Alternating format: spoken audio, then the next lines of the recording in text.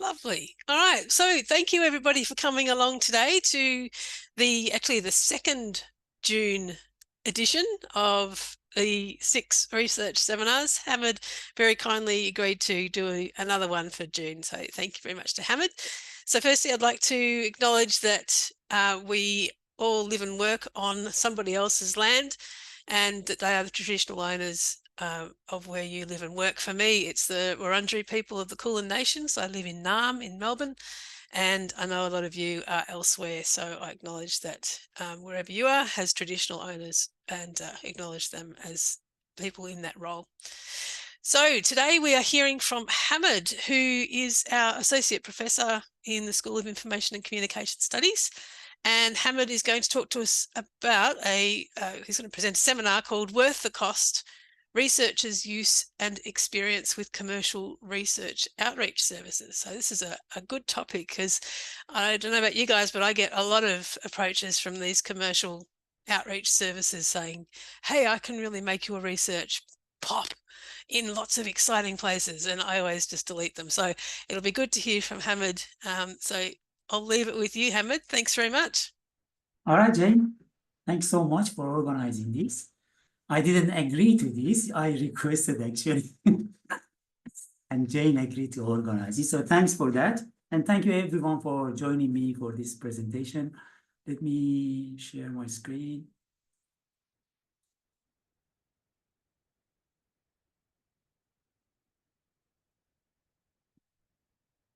Okay, so this is about research outreach. And as Jane said, a lot of you receive many marketing and promotional emails from various things about, attending this conference or submit, please, a paper to this one. We loved your last paper published somewhere else. And you might have also received some emails from some of these companies or services that they offer you outreach services or other things like they can visualize your research, they can create videos for you, and so on and so forth. So the motivation for me was also, I received some emails from these, and I was curious to see who is using these services because they're not probably inexpensive. And do they get anything out of it, and so on and so forth. And so I did a study, and this presentation is basically sharing some of the findings with you, and then we can perhaps have some conversation and discussion about some of the issues and things that I found, but also generally about research outreach. So if you search for research outreach specifically, there you will find very few papers. If you put research outreach in Google Scholar, probably you won't find any papers specifically on that topic, which was a surprise for me. But research outreach, you can argue that it is a subset of science outreach or activities that people do for public engagement with science. And there is a rich body of literature on science outreach, which is broadly defined as all the things that you might do, scientists do, to basically communicate their research or broader scientific concept to those outside the scientific community, mostly the public. So, academics might go to higher schools and give a talk, public talks, a lot of things that museums do, some activities in public libraries, and science fairs, and so on, and many other activities. They are counted as science outreach. And some people have in the past argued that this should be the responsibility of every scientist. So we are kind of, some would say that it is the duty of everybody who's doing research and every scientist.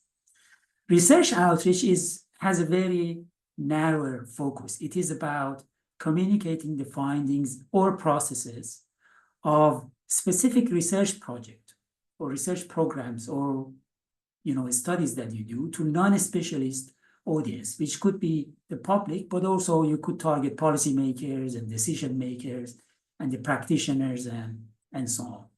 So research outreach is more focused on specific projects and research, while science is more about overall science and scientific concepts and so on. So why do we do science outreach? There are different reasons mentioned in the literature. We do it because we want to educate the public. We want to increase their trust in science, but also sometimes repair the trust, especially in recent times after COVID. We saw that people distrust, for instance, vaccination. Some people argue the earth is flat and so on. But also there are other reasons like helping societal decision making, enabling the public in a sense, connecting scientific community and the general public. There are different missions mentioned for universities, and third mission is about connecting directly to your stakeholders and external world. So it is a job for academics to connect to the public.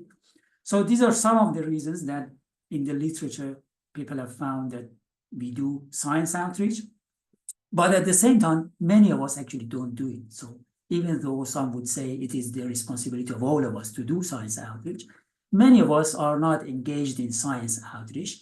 And again, people have done research in terms to find out why don't people do it.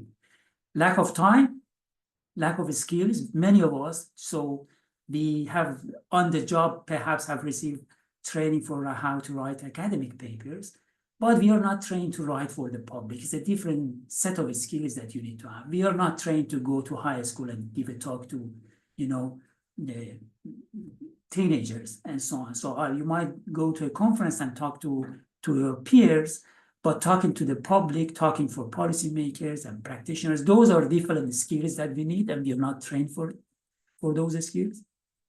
There are discipline-specific barriers. Research showed, for instance, that physicists don't see the outreach as part of their role. They see this as something that somebody else needs to do, while biologists are more inclined to engage in science outreach. Research also has found that female scholars are more likely to engage in science outreach compared to men. And there is also an effect called Sagan effect, which means basically, plainly put, if you engage in science outreach, the quality of your research and your performance will hurt. So those scientists that are more engaged in science outreach, they are probably underperforming in terms of the quality and the output of research that they do. And that is one of the reasons that some might say, I'm not engaging in science outreach. So research outreach, it's also kind of related to public engagement. And we see that, for instance, in Australia now, we have engagement and impact. So you're expected to kind of engage with the stakeholders of your research. And for many of us, those stakeholders can include the public. So there is increasing expectations, especially in some countries more, for instance, in here, but in the UK and some other places. And some researchers already do activities, like people use blogs, and blogs are not for other, sometimes it's not, the audience is not the other academics and researchers, but might be for the public. People use Twitters, research groups also. Some countries, Facebook, for instance, in Taiwan, there was a study, is more popular than Twitter. And universities are also more active now in this space. We have a lot of universities, they might not have an outreach office, but they have media and engagement offices. So they provide some type of service. And there are different services, especially after COVID, they grew in terms of number and diversity. One of them is, you see the screen, right? So this is researchoutreach.org that you can pay them. They will talk to you about your research. You give them a few papers. They write a paper in plain language about your research, and your papers will be cited here. There is information about you, and this is published in HTML, but also they publish it in a magazine and put the PDF as well online. Another similar service is researchfeatures.com. They are very similar to research outreach. Other services such as this one, researchimpact.pub. Another service is theacademic.com. This one probably has a different funding model. I'm not sure if they charge the authors, but they do advertisement. They have supported papers sponsored paper, sorry. There are services such as this one, which is science animation. If you need to create animations for your research, for your science, for various purposes, they can help you with that. There is Science Tube. They, again, help you popularize your research, but also create multimedia for you. And perhaps other services that I'm not aware of too. And from some of these, you have probably received some emails or promotion and marketing. So that's why I did this study. My question was, I was curious to find out who uses commercial services and why they use it. What benefits do they get out of it, if any at all? What challenges are associated with the use of such services? And is it worth it if somebody else, they have a bit of money and they want to try? Is this a good idea or not? So I did a survey. I went to these two of them. I picked two that are very similar, researchoutreach.org and researchfeatures.com. I went through all of the papers they published from 2022 to February this year, which was 2024, and collected the information about papers they published, and they categorized by subject category. And I collected information about the author, one of them, the main author, email, name, and so on, about 584 of them. And I sent them a survey, and I got a good response rate, unusually 20%, and ended up with about more than 100 responses. If you look, so I would say the responses, the profile of the respondents was very similar to the sample, because if you look at people that I targeted and those who responded to the survey, they are very similar, except for the ratio of people who use the service. So the sample I got was kind of 50-50 in terms of which service they use, but responses I received, they were more from research outreach than research features. But in terms of, gender, in terms of discipline and so on, it was very similar. Things that are notable, for a lot of these obviously come from countries that are rich, because obviously you need to pay and you need to be well funded in terms of research, but also you might, if you're paying from your own pocket, you need to have enough money to pay. They are mostly male, 72%.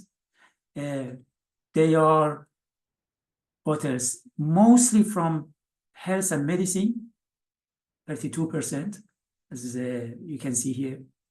In the survey, I asked a few questions about, the age category. They are distributed, but more likely to be from older ages. And surprisingly, there were a good number of retired people.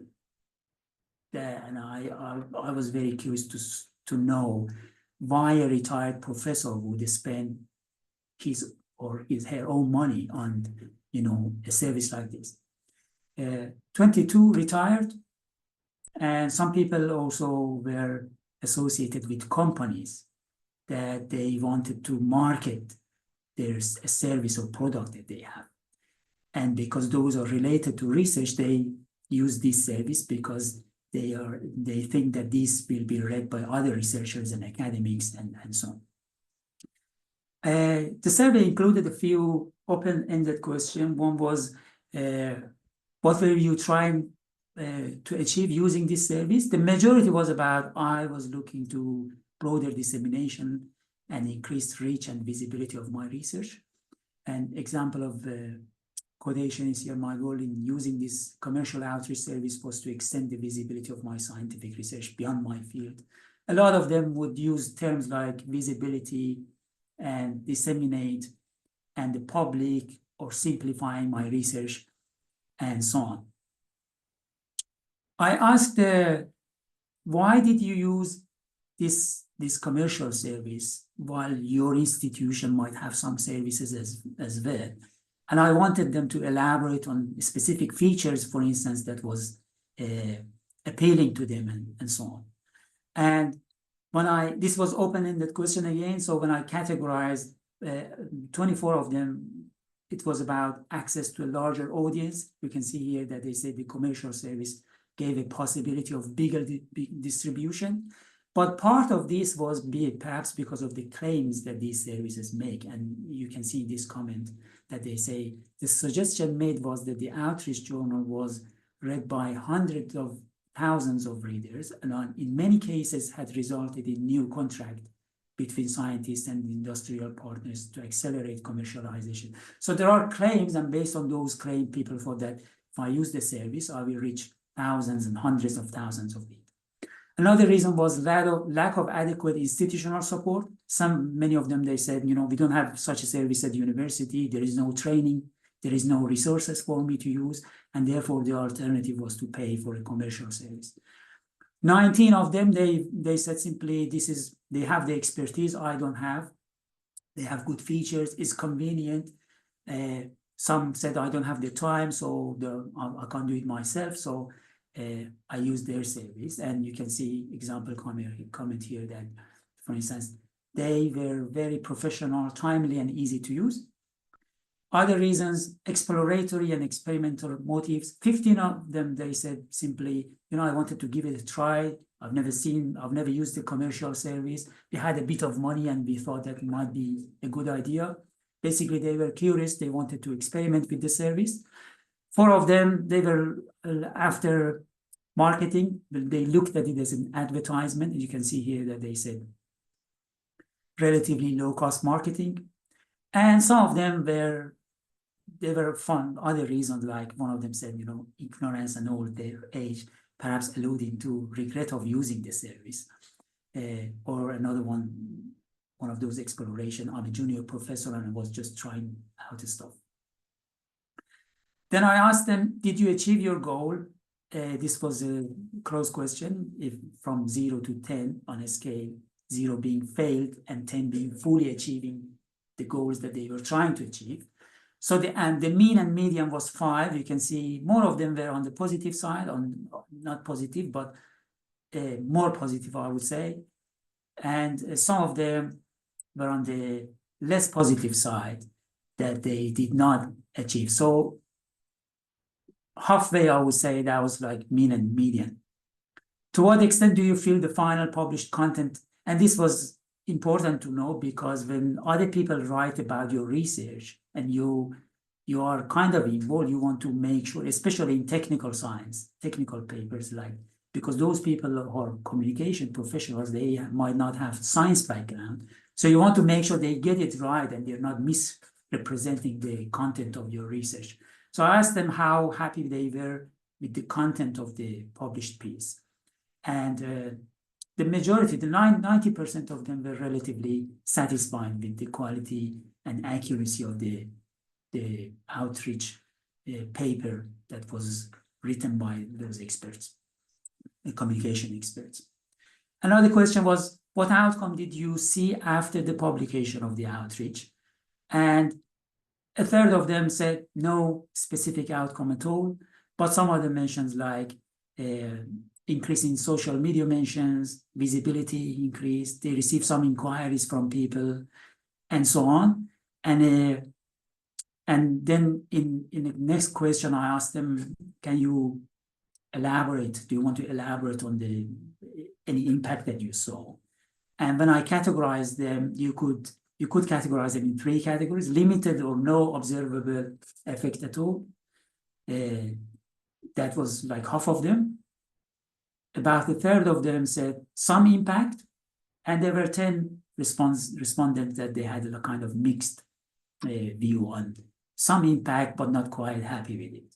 So limited or no impact, example of comments like no impact, we already have a strong publication presence. I would say no impact at all, not much that I'm aware of, no effect. No noteworthy impact, my feeling is that the publication has had no tangible impact, and so on. Oh, this one is interesting. I paid out of my pocket for the service with no apparent benefits. And then those who said they saw some impact, some effect after the publication, examples are the short-term impact was the satisfaction that my work was being promoted and recognized. The long-term impact was the huge amount of social media impressions. It has given opportunity to expand my project. It exposed me and got the attention I was looking for, increased visibility, and some perhaps had lower expectation. They said, I just gained an experience going through the service and learning how to write, perhaps working with those experts for the public. And some you could categorize as mixed views, like short-term, the article improved the visibility of my research work, but I couldn't detect any significant long-term effect. It's hard to know. I think I have to treat it as a short PR burst that was amplified a little at the time with all the social media platforms. It is fleeting, just as any social media platform, but if someone read it, it would be a little more of a meaningful product than just tweets. Then I wanted to know how they paid. A third of them basically paid out of pocket. Some of them, they use the research funding. So in some countries, I know in Japan, there has been a push for research outreach. So perhaps some funders in some countries allow the allocation of the funding or spending the research funding on things like this. I know in Australia, I'm not aware of that funders actually support this type. They might, if you're lucky, they might, for instance, be happy for you to spend some money on open access publications. But paying for commercial outreach services, a lot of funders might not currently support. So most of these, like 39%, they spend the research funding, a third of them paid out of pocket, some others, their workplace paid. And some of these users are associated with clinics or private companies or private sector. I asked if they would recommend similar commercial services to other researchers. About a third, they said no, they would not recommend. About a third were neutral. Some of them would say they would recommend. And by the end, you will see that there is a mixed view, and the message is that it really depends on what you want to get out of these services. Challenges faced when using this service, about 50% said no challenge, but there were also some challenges like lack of clarity in communication from the service provider, language barriers, as like people in some countries, for instance, Japan and others, their English is not their main language. So communicating with those people and ensuring that they are getting the content right and presenting your research well, that could be a challenge. The process can be time consuming, or the service could be slow. Cost was one of the challenges for some, especially those who paid from their own money, using their own money. Then last question asked, do you have any other thing that you want to share about the service? And when I coded those comments, I came up with 3 categories. There's some positive response, like a professional service, excellent writing, professional efficient staff, good editors, very good experience, having no regret using the service, an excellent job translating a very technical article, and so on. 16 of them. 14 of them were negative. I would not use such a service again. The service is not worth it. Don't use a service like this, especially if they contact you first. I believe these services are predatory, so that's very loaded. Their account reps quit constantly, as I imagine. They are under a lot of pressure to sell certain products. Their prices are insane for the services they provide. If you make a deal with somebody, by the time the product is out, that person no longer works for the company. At least this was my experience and so on. A very costly process with no feedback or benefit after publication. I would call this as predatory publishing. So some people very unhappy, but some would say, you know, I was happy with their professionalism and the writing quality and so on. And there were a few that they had a mixed view, like usefulness depends on what you want to get out of it and your expectation.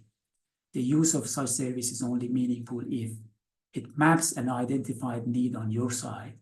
that you do not have the capacity to fulfill professional. Like if you really want to simplify the content, or some comments would say like, this is really useful for me because when I go to some meetings or some conferences, if I'm meeting policymakers, I just take this with me, and that's a ready content for me to hand out to policymakers in their language so they can read it.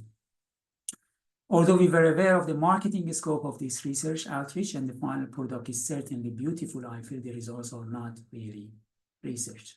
So a bit of mixed view, some concerns about cost and pressure to pay, like after that the process has been engaged, the provider stressed regularly to pay more and more, to have more and longer visibility and have more detailed report about the outcome. This was even a little bit harassing at the end.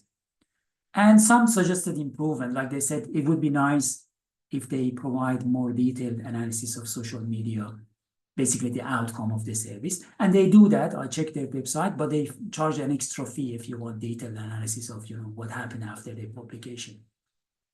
Or more transparency in their marketing or their pricing, or targeted distribution of the papers, for instance, to policymakers or certain audience groups. Overall, I think there was mixed views in terms of quality, but also effectiveness of the service, which tells us that you really need to know what you want to get out as a researcher, what you want to get out of these services. So you go to these services with clear objectives and aims in terms of what you want to achieve. But also there is a need for researchers to have a good understanding of what they can deliver, what these services can deliver, not the claims that they make, like we guarantee that hundreds of thousands of people are going to read, or thousands of people are going to read your paper, but in terms of what they can deliver, what audience will be targeted, and so on. There were comments in, like they would say, I received the social media analysis, but it looked like a lot of tweets and other things were bots. So that clarity in terms of what do I want from this service? Is it just for me to have a piece of writing that I can take with me for a specific audience? That might be useful, but also you need to understand what they can deliver. There is an issue if we are increasingly expected to engage in such activities such as outreach, then perhaps there needs to be some trainings, some resources or some services at institutions, universities, research institutions in this area or the same way that Australian universities now engage consultants for grant writing, they might also engage professional communicators for things like this. And I know there are some services at CSU, for instance, if you want to do a media piece, they would provide some support. Or another model could be that universities engage with these services at the institutional level, rather than researchers having to go to them individually and dealing with these services and high cost of payment and so on. The other thing is the way that they do the marketing, intrusive or too persistent marketing, that they have received the email, they are very persuasive, they obviously very personalized. They look at your profile and they will write to you and they might say, we really want to talk to you for 10 minutes or something. And once you start the process, culturally, I know that in some cultures it's difficult to say no after you have engaged with somebody. So, and some of the comments also, it was clear that, the people engaged, they said yes initially, they engaged in the process, and then it's difficult to halfway say, no, I don't want the service, but also they make claims and so on that they, might be appealing to you. There is also ethical implications because this is commercial. So both for us as researchers in terms of what actually you're saying in your research, are you saying all of the results or you're highlighting some positive aspects or positive outcome of your research? Basically grading the limitations of the research or some of the aspects that are not perhaps as positive as the rest of and the implication of that for the public if they read and based on the result they act. Another implication, ethical implication, is that these services are only available and accessible to affluent research institutions and, you know, rich countries. So what's going to happen to a lot of researchers in developing countries or in universities and research institutions that they're not well supported or well funded? And many other ethical implications in terms of, you know, really, because I put things there about broader question about research outreach. When I was undergraduate, I remember that we were told that, you know, the way science works is that, you know, you do research, that research is criticized by other researchers, people do more work on it. Once they are really certain about it, it ends up in textbooks and so on. In medical sciences, people do research, they don't act based on one, for instance, clinical trial. There are multiple of those, then there are systematic reviews, and then when they are sure about something that is going to work, they end up being in clinical guidelines and so on. So, and then practitioners act based on those. Should we really think that we need to put everything in outreach pieces for the public? So my question is everything suitable for a public audience? Or are we supposed to communicate all type of the research that we do to the public? Or no, perhaps we should be more selective. You need to think about if people use the result of the research, and if there are practical implications or impact on lives of people, then you might have more consideration or be more conservative in terms of what research project I'm choosing for outreach and communicating to the public rather than doing it for all research. Some references there, and I'm going to stop sharing so we can see each other. And thanks, Hamid. That was really interesting. I was listening to a podcast the other day that was talking about a similar topic, and the person who was being interviewed said that this sort of research outreach to non-academic audiences tends to happen with academics who are further through their career, and this perhaps is backed up by your age demographic there. yeah. And perhaps also gender, where men seem to be engaging with these more than women, and perhaps they're further through in their careers because they haven't had childbirthing, child rearing type interruptions to their careers. But this sort of move, this shift of communicating to peers, then shifting to communicating to the public, is something that falls further through your career when you're no longer trying to build tenure or build your publications in the right places to get the right number of points to get promoted or whatever. Yeah. So yeah, it's very interesting to see that pattern. Apart from the finance side of it, that not everybody has the money. I should say that the chief editor of Research Outreach, they did an interview with Scholarly Kitchen podcast. That's a famous, not podcast, sorry. It's a famous blog in Scholarly Communication. So you can, and there she said that they have also free service if you are willing to write your own piece, but it's very selective, and then they will work with you. You do have to do most of the work. And so in terms of equity, they do try to, you know, accommodate such things as well in terms of people who might not have the money, but they really want to do something. They might do it, but you're right. I mean, there is a finance side of it, but also there is people who are, you know, close to retirement, or they have more resources or more research project going on. There is also a bit of private sector, as I said, involved. If you go through their website, you can see there are a lot of private health sector that they publish here because they want to promote a service or a product or get more clients. And some of the respondents said this in their comments. One respondent said that with the AI, they raised the issue of AI. Perhaps even this study is obsolete because, and I know that this has two sides. One is that it adds to their efficiency these companies, if they use AI tools, obviously they will be more efficient. But on the other hand, if individual researchers have access to AI tools readily and freely, then perhaps you might have less need for communicator professionals to write the stuff for you. You can do it, or even create contents like animations and videos, because there are tools that they do. Yeah, that's a good point. Annie? Yeah, very interesting, Hamid, in so many ways. I was just interested particularly on your ethical point.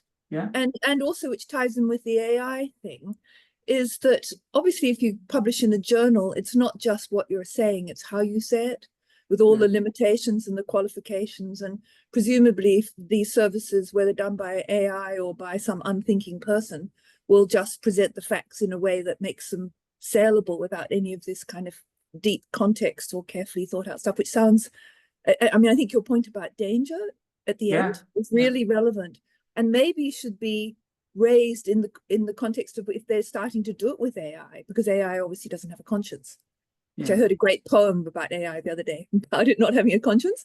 So, you know, maybe that's an area that needs to be, you know, it's not that the area is made any less relevant by AI, but the lack of ethics by AI only compounds the whole problems that you identified. So these are obviously not, they are not AI, they have editors. Yeah. But the point is, this is self-regulated, so there is no peer review. Exactly. The researchers drive this, so you decide what you want to put in that. And you can, as I said, you can not talk about the limitation of your research. Yeah. You can extra highlight the positive side or the specific findings that you want to communicate.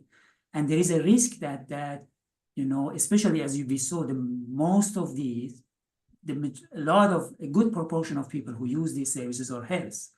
And that's exactly the sensitive part, because, and we've seen this in the past, that is one day people tell you, eat this is good for your cholesterol. And then 6 months later, you find out that actually that wasn't a good idea.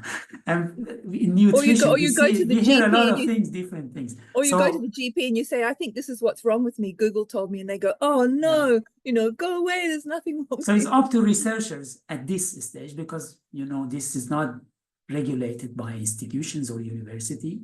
It's up to me how ethical I am in terms of what I want to say in that research. Of course, there are papers cited there. You can go to the source, but the public is not going to go click on that link and go, for instance, read the paper on PLOS or BMJ or whatever. They would rely on what you say there and how convincing you are in that outreach piece. And that's my question, whether are we supposed to tell everything, write everything for the public, or perhaps not everything. There should be a time when you publish your research, or other researchers look at it, they criticize it, they do more research, and at some point there is a consensus of, yes, that actually works. Yeah. Then you communicate it, and perhaps first to practitioners, and the message goes to the public through practitioners, like the doctor in the GP, who should tell you what to eat and what not to eat, rather than.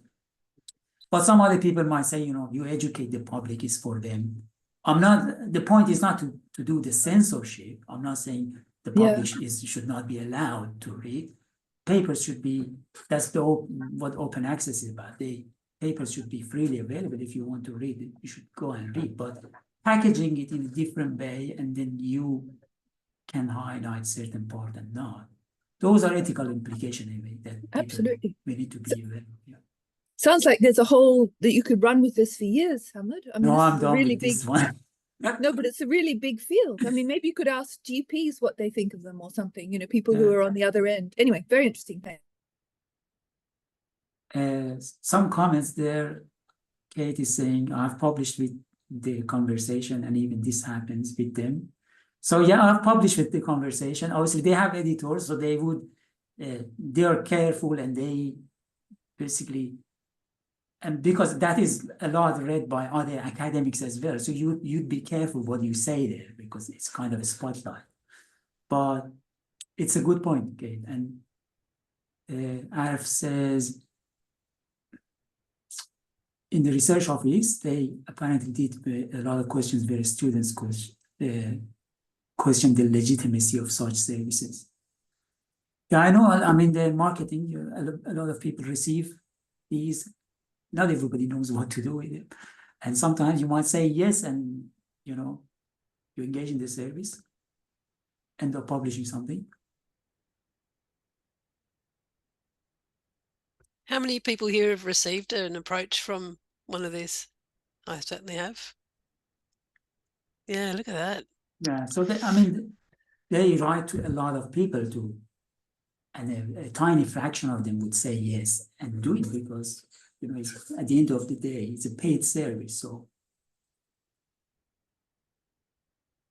did you get any idea of how much it costs to? yeah, they have pricing. Actually, I can, so both research features and research outreach, and the others perhaps as well, they have, you go to their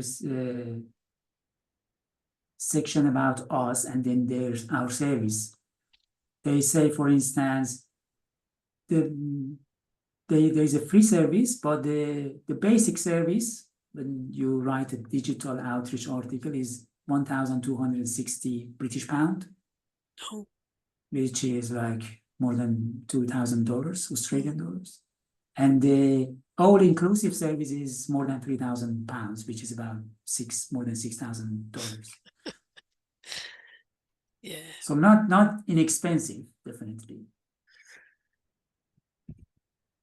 Interesting.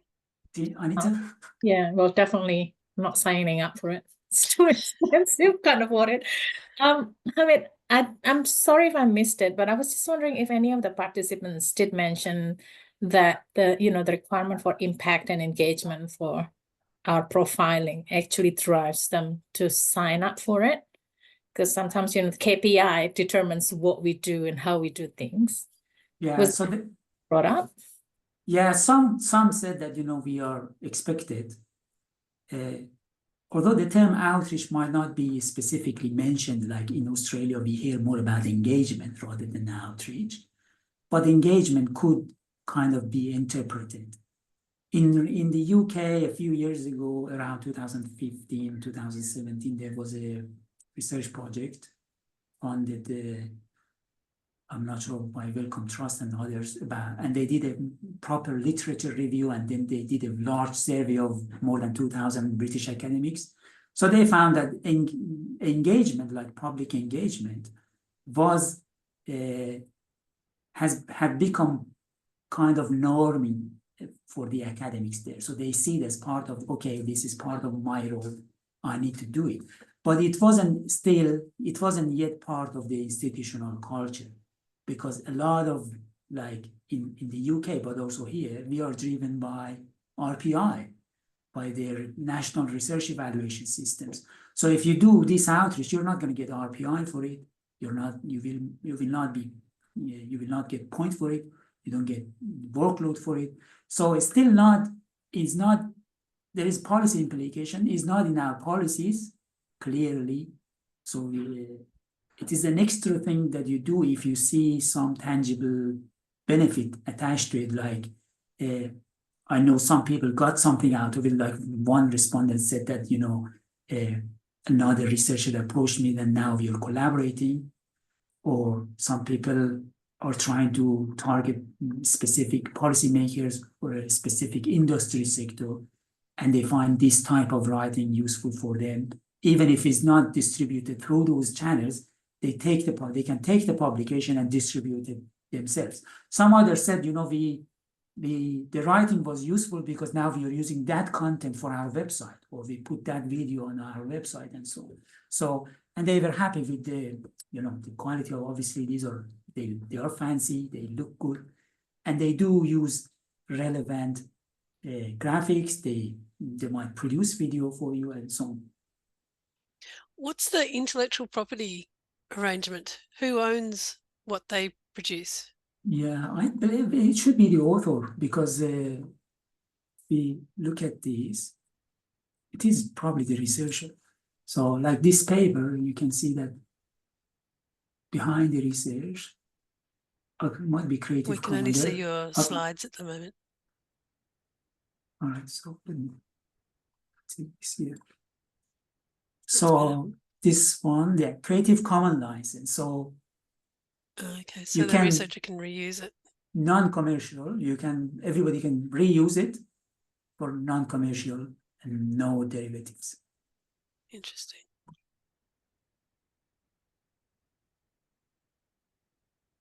Annie? Any? Can I ask a question though? Because if it's non-commercial, does that mean that all parties can reuse it, including parties that are not really contributing authors? You know? Yeah, you can use it like Yeah. you can't make money out of it. But No, if you you want to use can't, it, but they can get the same benefit you get. It just feels a little bit weird. It's like having a housemate that you didn't ask for. no, you're using their, so the content is out there. You can use it for teaching. You can use it Yeah. for your own purpose. You'd be Yeah. expected to cite Yeah. it like anything else, I imagine. The credit obviously Mhm. is always, you have to credit people. Yeah, for sure. Annie, did you want to say something? Yeah, I just had just on the ethics thing again. I wondered, did you look at their contracts? I mean, like, you know, a journalist is meant to be beholden to telling the truth. You know, there are certain kind of journalistic ethics and there are academic journal ethics. They must have some kind of, is there a statement in there in the contracts?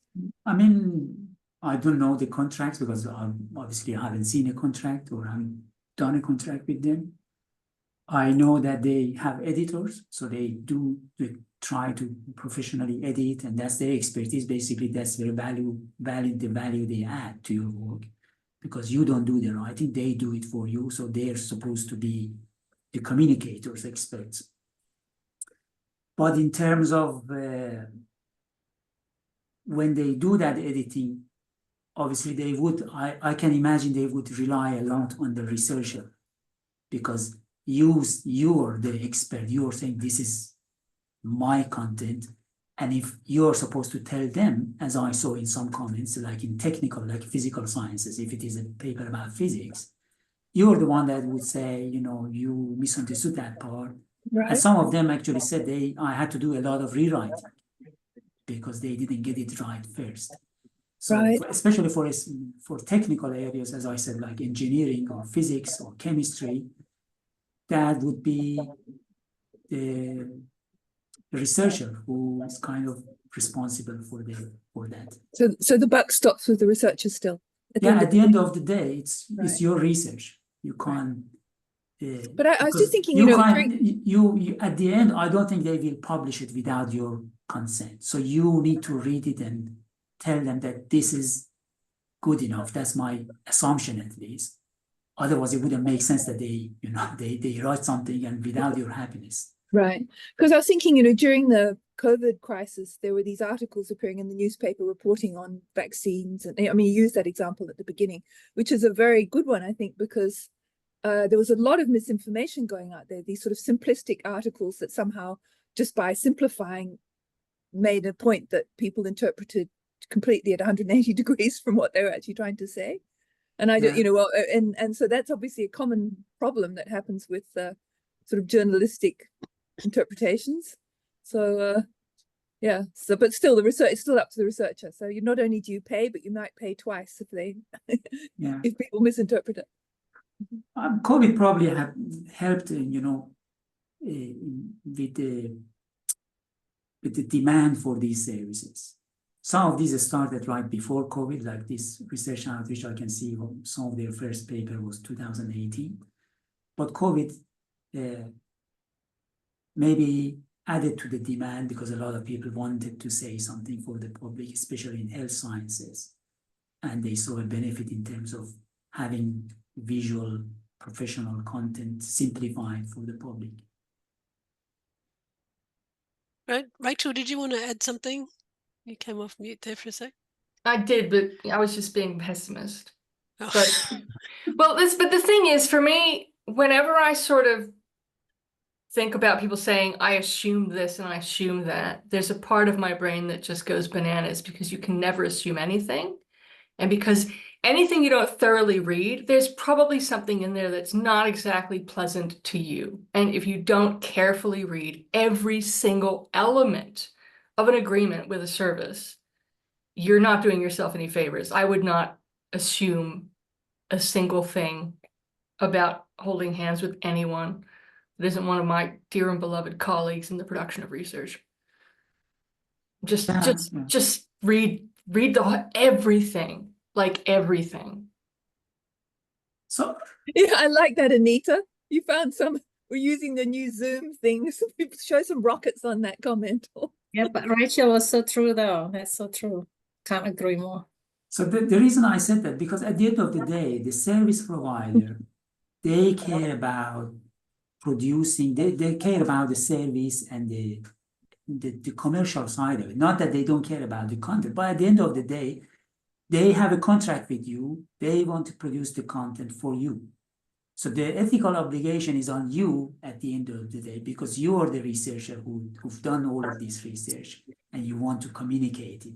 They help you to communicate that, but at the end, you're responsible for making sure that it is right and it's well represent your research, or it doesn't misrepresent your research.